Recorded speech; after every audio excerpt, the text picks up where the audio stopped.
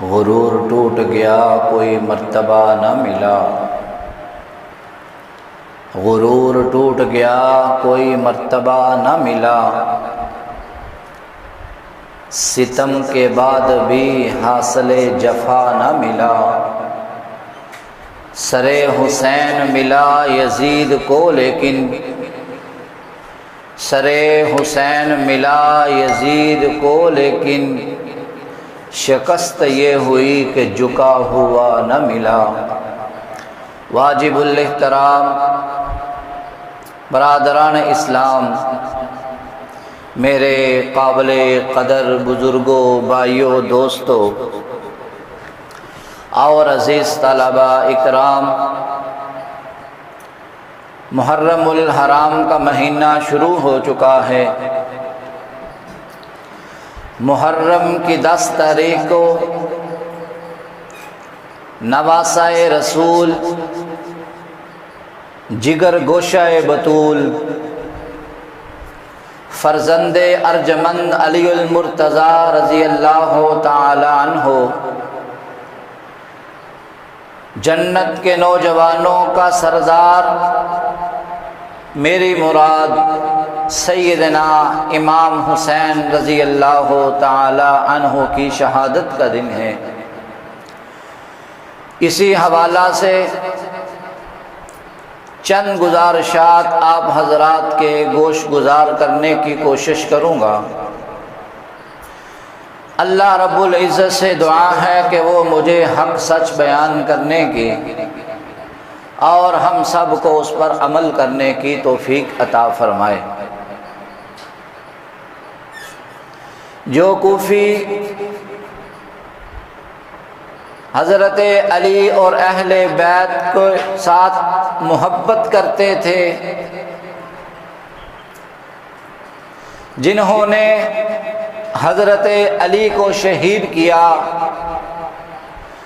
شہید کرنے کے بعد پھر اپنا برم قائم رکھنے کے لیے حضرت حسین کو اپنی سیاست کا نشانہ بنایا اور اپنے مقاصد کی تکمیل کے لیے خط لکھنے شروع کیے۔ قصہ کچھ یوں ہے کہ سیدنا امام حسین نے یزید کے ہاتھوں پر بیعت کرنے سے انکار کر دیا۔ اس وقت کے جلیل القدر صحابی حضرت عبداللہ بن عمر، حضرت عبداللہ بن زبیر، حضرت امام حسین اور دیگر اکابر ساتھی، اکابر صحابہ نے یزید کی بیعت کا انکار کر دیا اور کہا کہ ہم رسول کے شہر مدینہ میں رہتے ہیں، ہمارے مشورے کے بغیر کوفہ میں حکومت سنبھالی جا رہی ہے، حالانکہ ہم جلیل القدر صحابی ہیں، بزرگ صحابی ہیں، اور ہم مدینہ کی جو کمیٹی ہے، شورا بنی ہوئی ہے، اس میں بھی شامل ہیں اور علمی اہمیت کے حامل ہیں، پرانے صحابی ہیں، ہم سے کوئی مشورہ نہیں لیا گیا، ہم سے کوئی رائے نہیں لی گئی، ہم سے کسی نے پوچھا نہیں ہے، بن بتائے 20 سال کے بچے کو اقتدار کی کرسی پہ بٹھا دیا۔ اس لیے امام حسین اور آپ کے ساتھیوں نے یزید کی بیعت کا انکار کیا اور کہا یزید کو چاہیے تھا کہ امام حسین کے پاس آتے، مشورہ کرتے، ووٹ مانگتے، پھر امام حسین کوئی مطالبہ کرتے، ان کے مطالبہ کو پورا کیا جاتا، ان کی خواہش کو، ان کی تمنا کو پورا کیا جاتا، پھر الیکشن ہونے کے بعد جس کا لوگ انتخاب کرتے اس کا حق تھا اقتدار۔ امام حسین رضی اللہ تعالیٰ عنہ نے فرمایا کہ میں یزید کے ہاتھ پر کیوں بیعت کروں؟ یزید کی کیا حیثیت ہے؟ 20 سال اس کی عمر ہے، کوئی اس کا تجربہ نہیں ہے، کوئی اس کے پاس پہلے کوئی یہ اقتدار میں رہ نہیں چکا ہے، اپنے والد کی وجہ سے اس کو کرسی ملی ہے، حالانکہ اگر یہ حکومت سنبھالے گا تو نقصان ہوگا۔ کیوں؟ جو علم والے ساتھی ہیں، علم والے صحابی ہیں، علم والے لوگ ہیں، ان سے مشورہ لیا جائے تو پھر حکومت چل سکتی ہے، اگر ان سے مشورہ نہیں لیا جائے تو ان کے مشورے کے بغیر حکومت چلانا بہت مشکل ہی نہیں ناممکن بھی ہے۔ حضرت امام حسین رضی اللہ تعالیٰ عنہ کے ساتھ دیگر لوگوں نے بھی یزید کی بیعت کا انکار کیا۔ امام حسین رضی اللہ تعالیٰ نے اسی وجہ سے مدینہ چھوڑ کر مکہ چلے گئے۔ آپ مکہ میں رہنے لگے،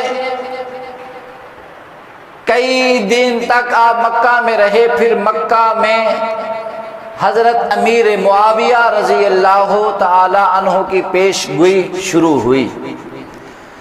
مکہ میں امام حسین کو خط ملنا شروع ہو گئے۔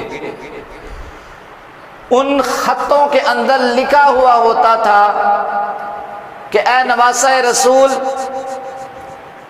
ہم آپ کے والد کے عقیدت مند ہیں، ہم کوفہ میں رہنے والے ہیں، یہاں کا حاکم یزید بن چکا ہے، عبداللہ بن زیاد گورنر بن چکے ہیں، ہم نے عبداللہ بن زیاد کو اپنا گورنر نہیں مانا، ہم نے نعمان بن بشیر کو اپنا گورنر نہیں مانا، ہم نے یزید کے ہاتھ پر بیعت نہیں کی، لہٰذا ہم آپ کے ہاتھ پر بیعت کرنا چاہتے ہیں، آپ کو اپنا حاکم بنانا چاہتے ہیں، آپ جس کو چاہیں گورنر مقرر کریں، وہی ہمارا حاکم ہوگا۔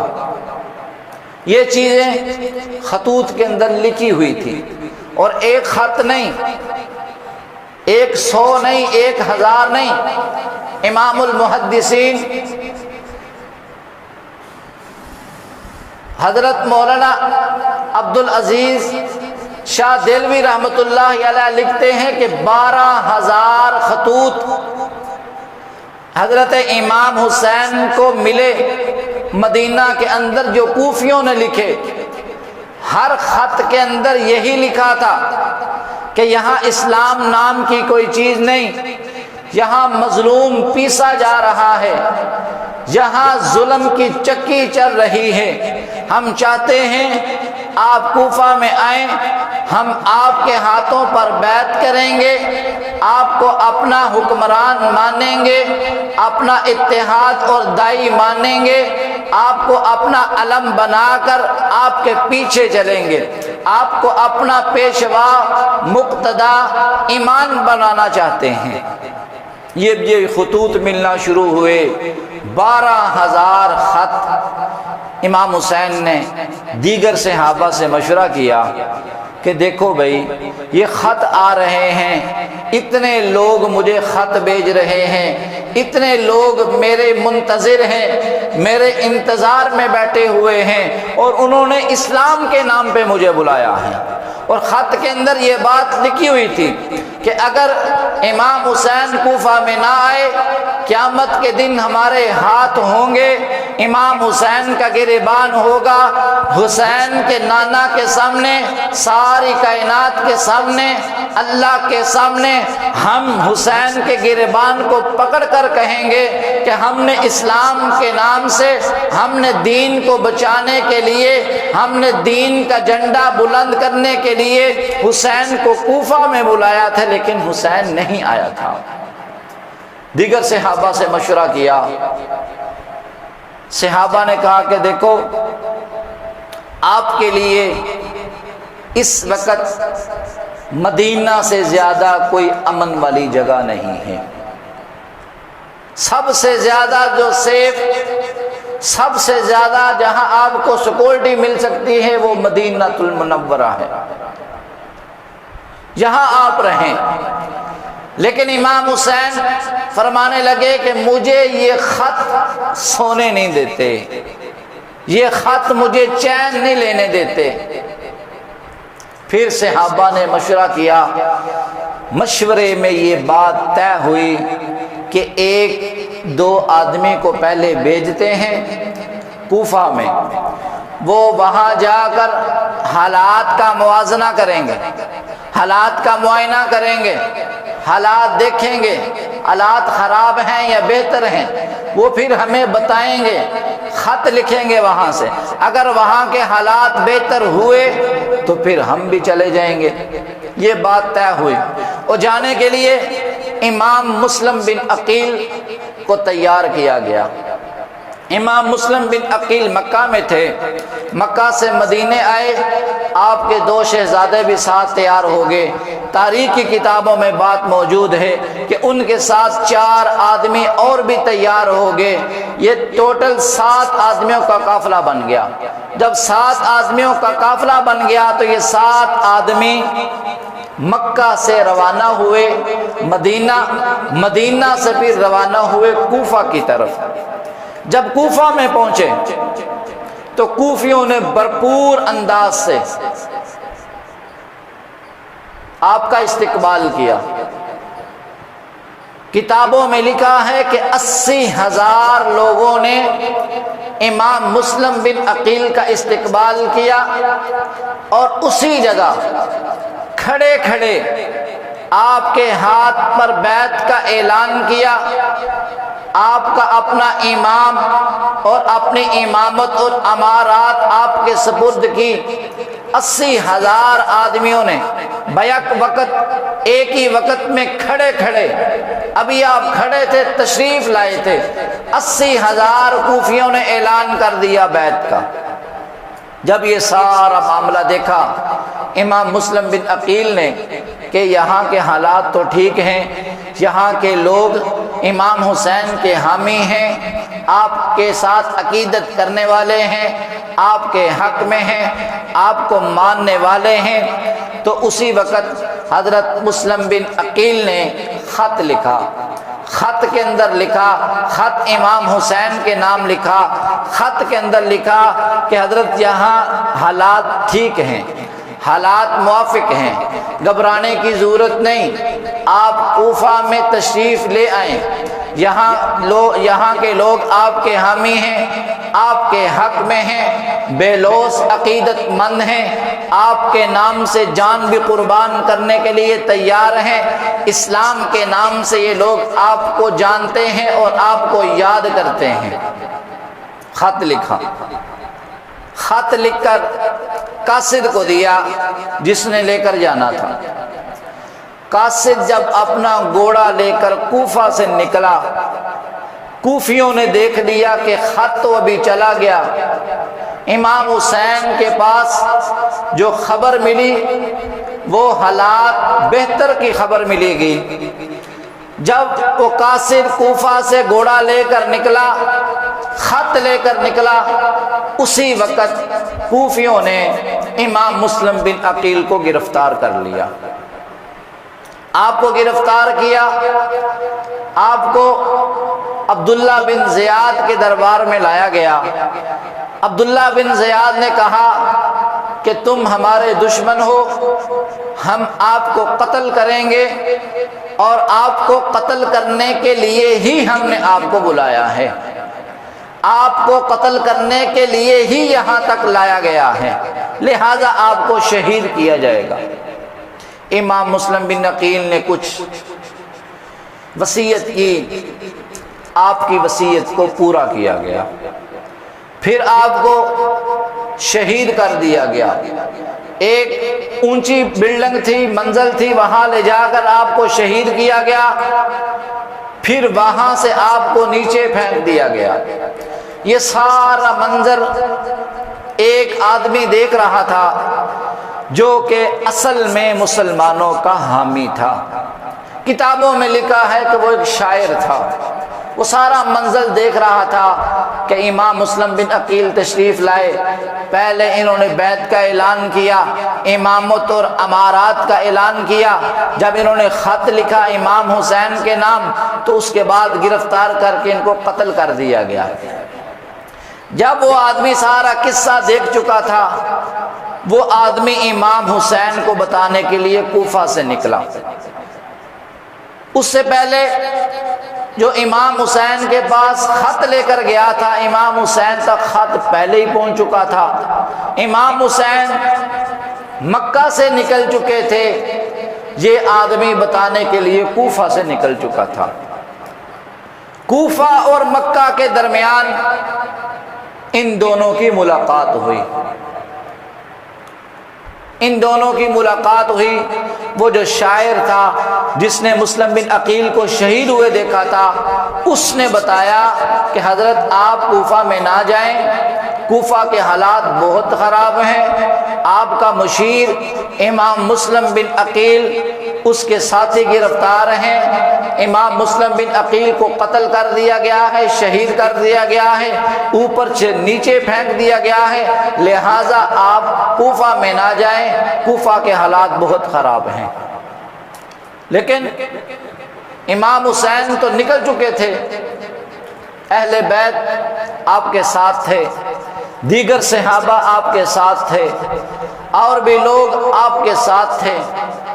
آپ نے کہا بھی دیکھو، میں تو ابھی گھر سے نکل چکا ہوں، میں تو ابھی کوفہ میں جاؤں گا، اور کوفہ میں کوئی لڑائی کرنے نہیں جا رہا، کوفہ میں کوئی جنگ کرنے نہیں جا رہا، کوفہ میں جہاد کا میدان لگانے نہیں جا رہا، بلکہ مجھے اسلام کے نام سے بلایا گیا ہے، میں اپنے نانا کے دین کو بچانے کے لیے جا رہا ہوں۔ پھر آپ نے کہا کہ میں اپنی بیوی بچوں کو ساتھ لے کے جا رہا ہوں، میں اپنی بیویوں کو ساتھ لے کے جا رہا ہوں، اپنے بھائیوں کو ساتھ لے کے جا رہا ہوں۔ جو لڑائی کی غرض سے جاتا ہے وہ بیوی بچوں کو ساتھ نہیں لے کے جاتا۔ حضرت امام حسین کا ایک گھر کوفہ میں بھی تھا، آپ کی ایک رہائش کوفہ میں تھی۔ آپ کا خیال یہ تھا کہ ہم وہاں اپنے گھر میں اپنی رہائش میں رہیں گے، ادھر ہم قیام کریں گے تو وہاں بیٹھ کر ہم کچھ سمجھوتا کریں گے، بات چیت کریں گے، اسلام کو بچانے کے لیے، دین کو پھیلانے کے لیے جو بھی کام ہوگا وہ ہم کریں گے۔ امام حسین نے کہا کہ دیکھو میں لڑنے کے لیے نہیں جا رہا، جس نے میرے ساتھ جانا ہے وہ جائے، جو واپس جانا چاہتا ہے وہ واپس چلا جائے، میں کسی کے ساتھ ناراض نہیں ہوں۔ لیکن اسی لشکر کے اندر امام مسلم بن عقیل کے بیٹے بھی تھے، وہ کہنے لگے کہ ہم اپنے ابا کے خون کا بدلہ لینے کے لیے ضرور جائیں گے، کوئی جائے یا نہ جائے ہم ضرور جائیں گے، کیونکہ ہمارے ابا کو کوفہ میں شہید کر دیا گیا، ہم اس کے خون کا بدلہ لیں گے۔ کتابوں میں لکھا ہے کہ تقریباً 72 آدمیوں کا لشکر تھا، جس میں اہل بیت والے بھی تھے، دوسرے بھی تھے، صحابہ بھی تھے، مرد بھی تھے، عورتیں بھی تھیں، بوڑھے بھی تھے، بچے بھی تھے۔ سب سے چھوٹا بچہ جو اس لشکر کے اندر تھا تقریباً وہ 6 ماہ کا بچہ تھا، وہ سب سے بڑا جو بزرگ تھا تقریباً وہ 72 سال کی عمر کا تھا۔ 72 سال کی عمر سے لے کر 6 ماہ کی عمر کے بچے تک کا، مرد بھی ہے، عورتیں بھی ہیں، بوڑھے بھی ہیں، بچے بھی ہیں، اس میں شامل ہیں۔ امام حسین رضی اللہ تعالیٰ عنہ کا ارادہ لڑائی کا نہیں تھا، جنگ کا ارادہ نہیں تھا، لڑنے کا ارادہ نہیں تھا۔ آپ یہ کوفہ میں پہنچے، جب کوفہ میں داخل ہوئے تو پتہ چلا کوفہ کے واقعی حالات خراب ہیں، واقعی کوفہ کے حالات خراب ہیں۔ وہاں ایک بدنام زمانہ جو کہ ہر کوئی اس کو جانتا ہے، جس کا نام ہے شمر، وہ بہت بڑا اور بڑے جسم والا اور بے وقوف آدمی تھا۔ اس نے کہا کہ حسین کوفہ میں آ چکا ہے، حسین صلح کا پیکر ہے، حسین علی کے اولاد ہے، حسین اتحاد کا داعی ہے، لہذا اس کے ساتھ کوئی مذاکرہ نہیں، اس کے ساتھ کوئی مشورہ نہیں، اس کے ساتھ کوئی آرا نہیں، بلکہ سیدھا سیدھا حسین کو اور اس کے خاندان کو قتل کر دیا جائے۔ جب یہ سارا خاندان قتل کر دیا جائے گا، شہید کر دیا جائے گا، اقتدار کی کرسی ہمیں ملے گی، مال و دولت ہمیں ملے گی، سرمایہ داری ہمیں ملے گی، عہدے داری ہمیں ملے گی، ہر چیز ہمارے قبضے میں ہوگی اگر حسین کا خاندان شہید ہو جائے۔ یہ شمر کی کوشش تھی اور اس نے پوری کوشش کی۔ عبداللہ بن زیاد کے ساتھ مذاکرہ ہوا۔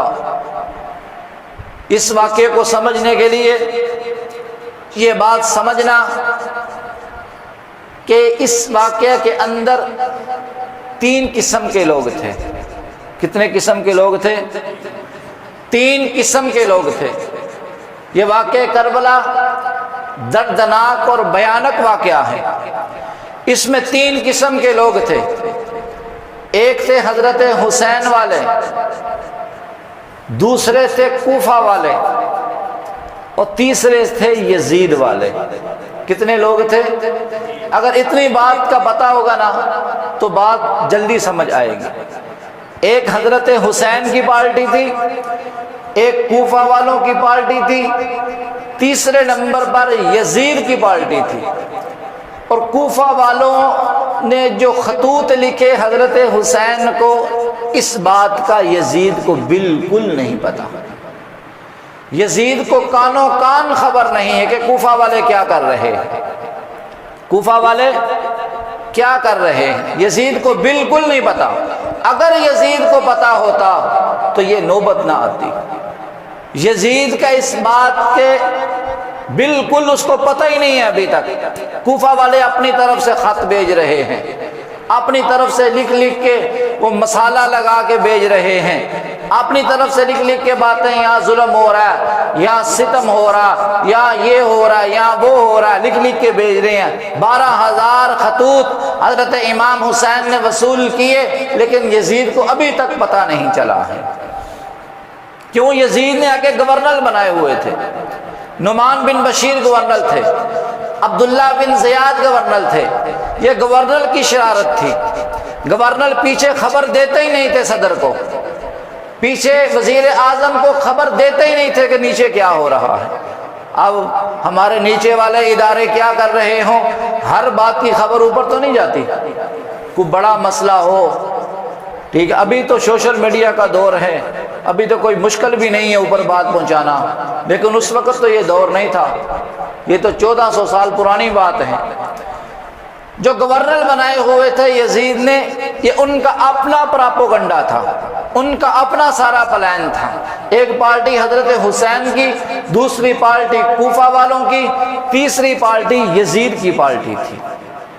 جب آپ کوفہ میں تشریف لائے، کوفہ میں تشریف لانے کے بعد شمر نے پوری کوشش کی، اور شمر نے یہ کوشش کی کہ حضرت امام حسین کی کسی صورت میں یزید کے ساتھ ملاقات نہ ہو، بلکہ آپ کا مذاکرہ کس کے ساتھ ہو؟ عبداللہ بن زیاد کے ساتھ مذاکرہ۔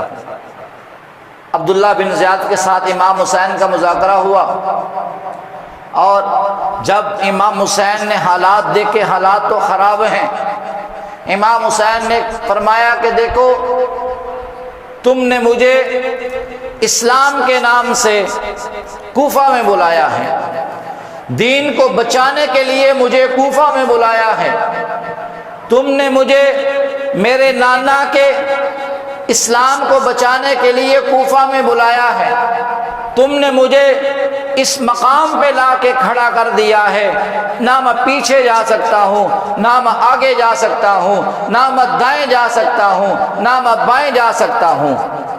آپ نے فرمایا کہ میرے ساتھ عورتیں بھی ہیں، میرے ساتھ بچے بھی ہیں، آپ نے میرے ساتھ اتنا بڑا دھوکہ کیا، آپ نے میرے ساتھ اتنا بڑا فراڈ کیا، مجھے اسلام کے نام پہ بلا کر میرے ساتھ دھوکہ کیا، تم نے میرے ساتھ اچھا نہیں کیا ہے۔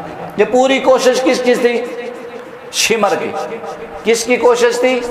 شمر کی کوشش تھی۔ اس نے یزید کے ساتھ ملاقات ہی نہیں ہونے دی، یزید کے ساتھ مذاکرہ ہی نہیں ہونے دیا، یزید کے ساتھ کوئی مشورہ ہی نہیں ہونے دیا۔ آپ یہ بھی ہو سکتا ہے کہ آپ جب کوفہ میں آئے اس بات کا بھی یزید کو نہ پتا ہو،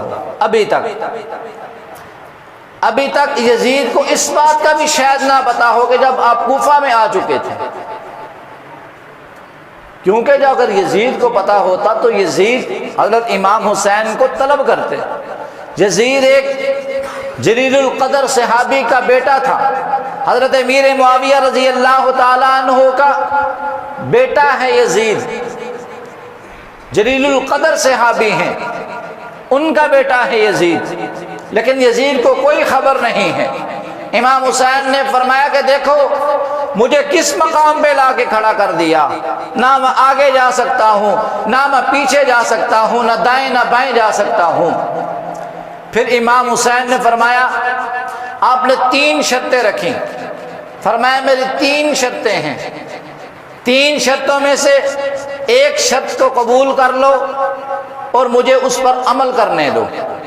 امام حسین رضی اللہ تعالیٰ عنہ پہلی شرط پیش کی، فرمایا دیکھو میں اپنے نانا کے شہر مدینہ سے آیا ہوں، آپ مجھے مدینہ میں واپس جانے دو، میں مدینہ میں رہنا چاہتا ہوں، امن و امان کے ساتھ رہنا چاہتا ہوں، میں لڑائی کی غرض سے نہیں، میں جنگ کے لیے نہیں آیا، بلکہ میں اسلام کے نام سے مجھے بلایا گیا ہے، اس لیے میں اپنے بیوی بچوں کو ساتھ لے کر آیا ہوں، میرا اپنا گھر یہاں موجود ہے، میں نے یہ کہا تھا اپنے گھر میں رہیں گے، اسلام کو بچانے کے لیے جو بھی کوشش ہوگی وہ کریں گے، لہٰذا آپ نے مجھے دھوکے کے ساتھ بلایا، جھوٹ کے ساتھ بلایا، آپ مجھے واپس جانے دیں، میں واپس مدینہ میں جانا چاہتا ہوں۔ لیکن بدبختوں نے آپ کی پہلی شرط کو مسترد کر دیا، آپ کی پہلی شرط کو ناقابل قبول کر دیا۔ پھر آپ نے فرمایا کہ اگر آپ میری پہلی شرط نہیں تو پھر آپ میری دوسری شرط مان لو۔ دوسری شرط کیا ہے؟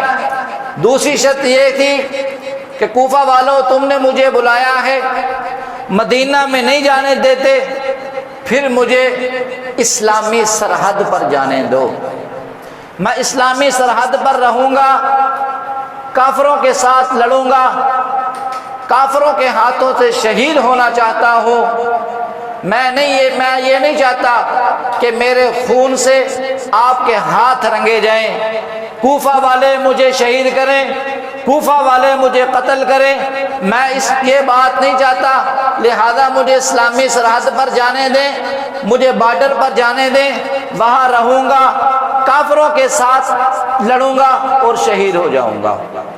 کیونکہ ملک مسلمانوں کا تھا، ملک کیا تھا؟ مسلمانوں کا تھا، جیسے ہمارا ملک مسلمانوں کا ہے، ملک مسلمانوں کا تھا، حکمران مسلمان تھے، سلطنت مسلمانوں کی تھی، جاگیر مسلمانوں کی تھی، لیکن جو حکمران تھے وہ فاسق اور فاجر تھے۔ کیا تھے؟ حکمران کیا تھے؟ حکمران فاسق اور فاجر تھے، بڑے بڑے گناہوں میں مسلط تھے حکمران، ان کو حکومت چلانے کا، حکومت کا کوئی دستور پتہ ہی نہیں تھا، حکومت کس طرح چلتی ہے، کسی بات کی کوئی خبر نہیں تھی اور فاسق اور فاجر تھے، اسی لیے امام حسین رضی اللہ تعالیٰ نے فرمایا کہ مجھے اسلامی سرحد پر جانے دو، وہاں رہوں گا اور کسی کافر کے ہاتھوں شہید ہو جاؤں گا، تمہارے ہاتھوں سے شہید ہونا نہیں چاہتا۔ آپ کی دوسری شرط بھی مسترد کر دی گئی، دوسری شرط بھی آپ کے ناقابل قبول ہو گئی۔ پھر آپ نے فرمایا کہ اگر آپ میری دوسری شرط نہیں تو پھر آپ میری تیسری شرط مان لیں۔ تیسری شرط امام حسین نے یہ رکھی کہ آپ مجھے یزید کے پاس جانے دیں، میں یزید کے پاس جاؤں گا، سامنے بیٹھوں گا، بات چیت کریں گے، مذاکرات کریں گے، آپس میں مشورہ کریں گے اور اس معاہدے تک پہنچ جائیں گے کہ جس میں بہتری ہوگی، جس میں خون خرابہ نہیں ہوگا، جس میں قتل و قتال نہیں ہوگا۔ تو کوفیوں نے کہا کہ اگر آپ یزید کے پاس جانا چاہتے ہیں تو پھر جو ہم نے آپ کو خط لکھے ہیں، جو 12,000 خط ہیں، وہ خط آپ ہمارے حوالے کر دو، آپ کو ہم یزید کے پاس جانے دیں گے۔ میں نے پہلے بھی یہ بات عرض کی، ابھی تک یزید کو اس بات کا پتہ نہیں تھا۔ آپ نے کہا کہ 12,000 خطوط آپ ہمارے حوالے کرو، ہم آپ کو یزید کے پاس جانے دیں گے۔ امام حسین نے فرمایا یہی خطوط میرے پاس ثبوت ہے، یہی خطوط میرے پاس دلیل ہے کہ میں یہاں خود نہیں آیا بلکہ مجھے بلایا گیا ہے، میں یہاں خود نہیں آیا بلکہ مجھے یہاں لایا گیا ہے، میں خود نہیں آیا۔ مجھے یہ 12,000 خطوط لکھے گئے، ان کے اندر لکھا گیا یہاں ظلم ہو رہا ہے، یہاں ستم ہو رہا ہے، یہاں مظلوم پیسا جا رہا ہے، یہاں ظلم کی چکی چل رہی ہے۔ اگر امام حسین یہاں کوفہ میں نہ آئے، کل قیامت کے دن ہمارے ہاتھ ہوں گے، امام حسین کا گریبان ہوگا، جھنجھوڑ کر امام حسین کے نانا کے سامنے اللہ سے شکایت کریں گے، یا اللہ تیرے محبوب کو دین کو بچانے کے لیے ہم نے حسین کو بلایا، تیرے محبوب کے دین کو بچانے کے لیے ہم نے حسین کو کوفہ میں بلایا لیکن حسین نہیں آیا ہے۔ یہ بات کھٹکتی تھی، یہی بات سبب بنی امام حسین کو مکہ سے کوفہ میں آنے تک۔ کوفیوں نے کہا کہ آپ خط ہمارے حوالے کر دیں، خطوط ہمیں دے دیں تو آپ چلے جائیں، خطوط ہمیں دے دیں تو آپ چلے جائیں۔ امام حسین نے کہا کہ نہیں، خطوط آپ کو نہیں دوں گا، یہ میرے پاس ثبوت ہے، میرے پاس دلیل ہے، یزید کے پاس جاؤں گا، اس کو خط دکھاؤں گا، اس کو بتاؤں گا یہ خط مجھے لکھے گے، اس لیے میں کوفہ میں آیا ہوں۔ پھر کوفہ والوں نے کہا، پھر شمر کی پارٹی نے کہا کہ اچھا تم ہمیں تختہ دار پر چڑھانا چاہتے ہو، تم ہمیں تختہ دار پر چڑھانا چاہتے ہو۔ ظاہر ہے وزیر اعظم کو کسی بات کا علم ہی نہیں ہے، کسی بات کی خبر ہی نہیں ہے، گورنر کو، وزیر کو، مشیر اپنی طرف سے خبر پھیلا دے، اتنا بڑا فیصلہ کر دے تو پھر یہ اس کی موت کا سبب بن سکتا ہے، اس کی موت کا ہی سبب بن سکتا ہے۔ وہ بھی اسلامی قوانین کے تحت، اسلامی ملک تھا نا، اسلامی قوانین نافذ تھے۔ فرمایا کہ خط آپ کو نہیں دوں گا، خط جا کے یزید کو دوں گا۔ تو کوفہ والوں نے کہا کہ اگر آپ خط ہمیں نہیں دیں گے تو پھر ہم آپ کو یزید کے پاس جانے بھی نہیں دیں گے، اگر آپ خط ہمیں نہیں دیں گے تو پھر کیا کریں گے، آپ کو یزید کے پاس بھی نہیں جانے دیں گے۔ خطوط کے اندر یہ بات لکھی تھی کہ میں یہاں آیا نہیں بلکہ مجھے بلایا گیا ہے، میں یہاں آیا نہیں بلکہ مجھے یہاں بلایا گیا ہے۔ شاعر اپنے ذوق میں، شاعر اپنے انداز میں کربلا کا نقشہ کھینچتا ہے۔ شاعر کہتا ہے، مجھے کوفہ والو مسافر نہ سمجھو، میں آیا نہیں بلایا گیا ہوں۔ دل کرے کہ سبحان اللہ کہہ دینا۔ مجھے کوفہ والو مسافر نہ سمجھو، میں آیا نہیں بلایا گیا ہوں۔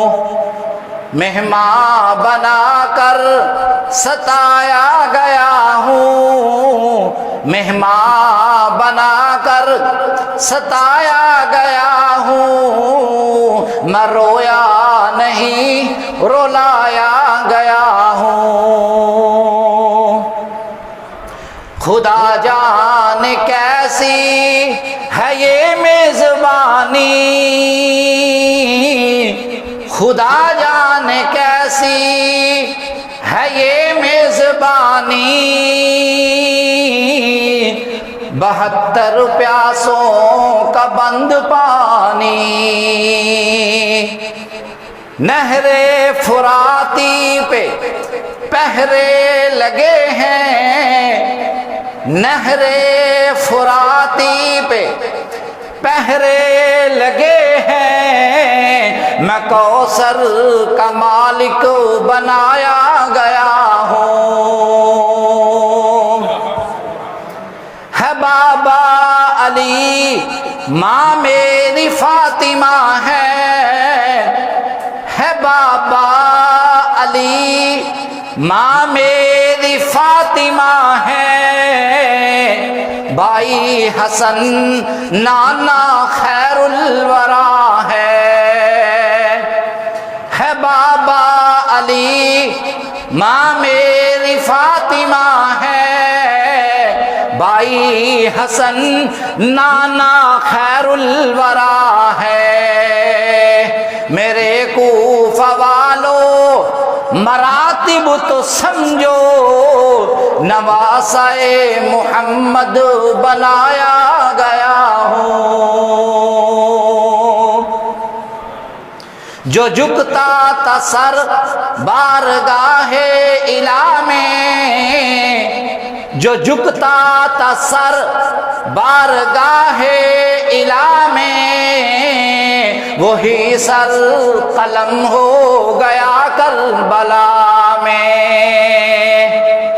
بہشت بری میں مقام بن رہے ہیں، بہشت بری میں مقام بن رہے ہیں، آخری شیر جو حسینی ہوگا، جو علی کی اولاد کے ساتھ محبت کرنے والا ہوگا، جو حسین کی شہادت کے ساتھ محبت کرنے والا ہوگا، وہ جتنا محبت کرتا ہوگا اتنے زور کے ساتھ کہے سبحان اللہ۔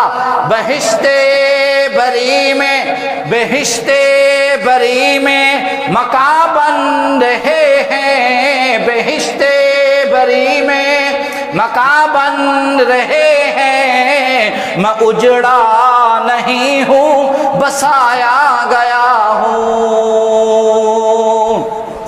مجھے کوفہ والو مسافر نہ سمجھو، میں آیا نہیں بلایا گیا ہوں۔ رسول اللہ صلی اللہ علیہ وسلم کا ارشاد، الحسن والحسین سیدہ شباب اہل الجنہ، حسن اور حسین جنت کے نوجوانوں کے سردار۔ آپ کا فرمان ہے، جس نے حسن کو تکلیف دی اس نے مجھے تکلیف دی، جس نے حسین کو تکلیف دی اس نے مجھے تکلیف دی، جس نے میری بیٹی فاطمہ کی اولاد کو تکلیف دی، جس نے میرے داماد حضرت علی کو تکلیف دی، گویا کہ اس نے مجھے تکلیف دی ہے۔ رسول اللہ صلی اللہ علیہ وسلم نماز کے لیے تشریف لاتے، ایک روایت میں آتا آپ منبر پہ بیٹھے خطبہ دے رہے تھے، صحابہ فرماتے ہیں اچانک ہم نے دیکھا رسول اللہ منبر سے اٹھ کے صحابہ کو چھوڑ کر دروازے کے پاس جانے لگے۔ صحابہ نے جب توجہ کے ساتھ دیکھا، جب غور کے ساتھ دیکھا تو حسن اور حسین آ رہے تھے۔ آپ چل کے گئے، ایک ہاتھ سے حسن کو اٹھایا، دوسرے ہاتھ سے حسین کو اٹھایا، واپس ممبر پر آئے، ممبر پر بیٹھے، ایک ران پر حسن کو بٹھایا، ایک ران پر حسین کو بٹھایا، پھر آپ نے بات شروع کی ہے۔ رسول اللہ صلی اللہ علیہ وسلم کی جان حضرت حسن میں، رسول اللہ صلی اللہ علیہ وسلم کی جان حضرت حسین میں۔ شاعر کہتا ہے سر مبارک تا سجدے میں نماز سرور پڑھا رہے تھے، سر مبارک تا سجدے میں نماز سرور پڑھا رہے تھے، حضور آگے صحابہ پیچھے کر فرض اپنا ادا رہے تھے۔ ماحول ایسے میں حسین مسکراتے، ماحول ایسے میں حسین مسکراتے، گھر سے جو آ رہے تھے پشتے نبی پہ چڑھ کر زمانے بھر کو یہ بتا رہے تھے، پشتے نبی پہ چڑھ کر زمانے بھر کو یہ بتا رہے تھے، ملے گی جنت پیے گا کوثر اسی کو محشر میں چین ہوگا، نبی کریں گے محبت اس سے جس کے دل میں حسین ہوگا۔ رسول اللہ صلی اللہ علیہ وسلم حضرت حسین اور حسن، آپ کا آدھا جسم سارا حضرت حسن والا تھا اور نیچے والا آپ کا آدھا جسم آدھا دڑ حضرت حسین والا تھا۔ صحابہ فرماتے ہیں کہ جس نے حضرت رسول اللہ صلی اللہ علیہ وسلم کی جدائی کے بعد کبھی طلب ہو جاتی آپ کی زیارت کی، جس نے آپ کا چہرہ دیکھنا ہوتا وہ حضرت حسن کو دیکھ لیتا، جس نے آپ کا باقی جسم دیکھنا ہوتے، اپنے باپ کے پاؤں دیکھنے ہوتے، وہ حضرت حسین کو دیکھ لیتا۔ اتنی مشابہت تھی۔ اور آپ کی اولاد بھی آپ کی بیٹیوں سے چلی ہے۔ آپ کی اولاد کہاں سے چلی ہے؟ آپ کا یہ کہنا تھا کہ یہ میری اولاد ہے، آپ کہتے تھے یہ میری اولاد ہے، یہ میری اہل بیت ہے۔ یہاں تک کا قصہ کربلا کا واقعہ کو بیان کیا گیا۔ اس سے آگے جب بدبختوں نے حضرت امام حسین کو گرفتار کر لیا، گھیر لیا، نہ آگے جانے دیا نہ پیچھے جانے دیا، پھر امام حسین نے تھوڑا وقت لیا نماز پڑھنے کے لیے، پھر آپ نے تھوڑا وقت لیا اور اسی وقت کے اندر اپنے دشمن کو 3 بد دعائیں دیں، اور وہ 3 بد دعائیں آج بھی روز روشن کی طرح آپ کے دشمن کے چہرے پر لعنت کی طرح برستی ہوئی نظر آتی ہیں۔ انشاءاللہ آئندہ جمعہ آپ کے واقعہ کربلا کو بیان کیا جائے گا۔ دوستوں سے گزارش ہے کہ بر وقت تشریف لائیں، بہت فائدہ ہوگا۔ وما علینا الا البلاغ۔ سنتے ہیں، دعا فرما لیں۔